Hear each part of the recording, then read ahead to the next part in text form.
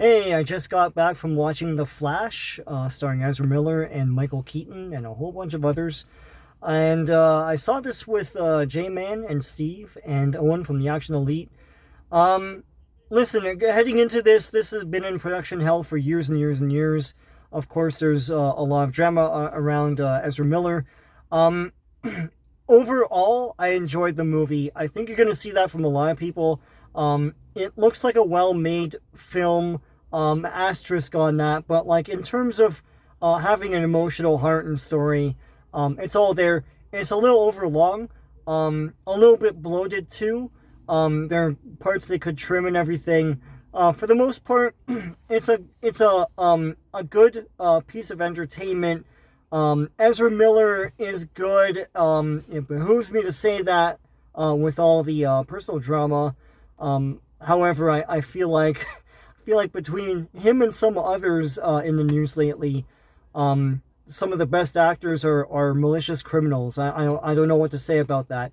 Um, he's good. He plays two versions of himself here. Very convincing as both. Very convincing maturity levels on each one.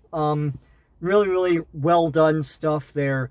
Michael Keaton is great. He turns up halfway through the movie and then onward.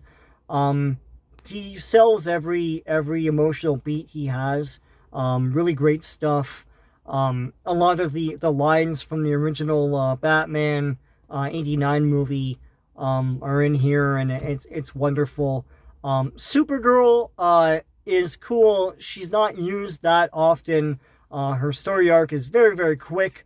There's not a lot here to build a character on, and I think the actress suffers as a result. But I mean, she's like, like a lab experiment, and then she has a bad view of humanity as a result. But then she turns around and blah blah blah. It's very quick stuff. She fights General Zod, Michael Shannon once again. I'll say this, and you're gonna probably find this in a lot of other reviews. The CGI that you see in the trailers is the best stuff. It looks like a professionally made movie. The rest of the CGI in this, which is all the rest of the movie, is horrible. It's awful. Now, I watch a lot of bad movies and I forgive bad special effects. I know some people out there would be like, well, this is a professionally made movie made in the 2020s. Why in hell does it look like this? But I can forgive it for the thought behind it, what it's trying to portray.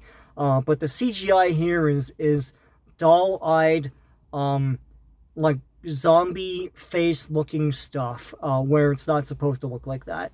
There are a lot of cameos and a lot of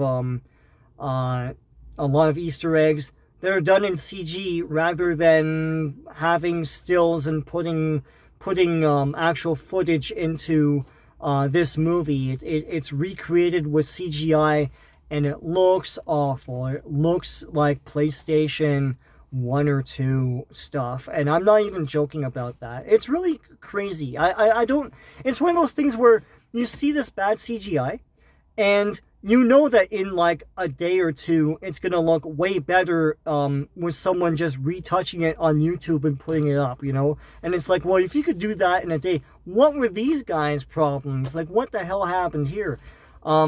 If you cringe at bad CGI and you deduct points for bad CGI, then yes, be warned. There's a lot of it in here. They rely on it a bit too much here, and and some of it's baffling. Like I'm pretty sure I could achieve the same effects without the bad CGI. For the most part, this cool, like, change time, screw up the timeline, try to get back to the regular timeline type of stuff. It doesn't ruin the rest of the universe. It doesn't really matter at this point because they're going to like reboot it all anyways. But you come away liking the Flash a lot more, understanding what he's all about and what his story is, and who that character is personality wise. There's a lot of Ben Affleck Batman in here, not tons, but like he's in it in the very beginning. So that's cool. There's other characters in here as well. So there's a lot of DC Universe stuff here from the universe we're familiar with before it gets all rebooted.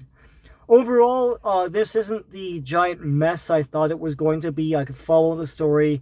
I could follow the emotional beats. It's a decent movie overall. So yeah, I'm not gonna give it a rating, but I will say I do recommend this if you can overlook the antics of this star in real life, and if you can overlook bad CGI. It's a cool, fun DC movie. Doesn't take itself too seriously in terms of like promoting some sort of agenda or anything. So you could just sit back and have fun and watch these adventures, and also there's a lot of morality to what Flash does. He tries to save a lot of people and stuff, so that's really cool too. So overall, I think it's a cool movie, man, and I'll probably watch again soon. Anyways, till next time, take care.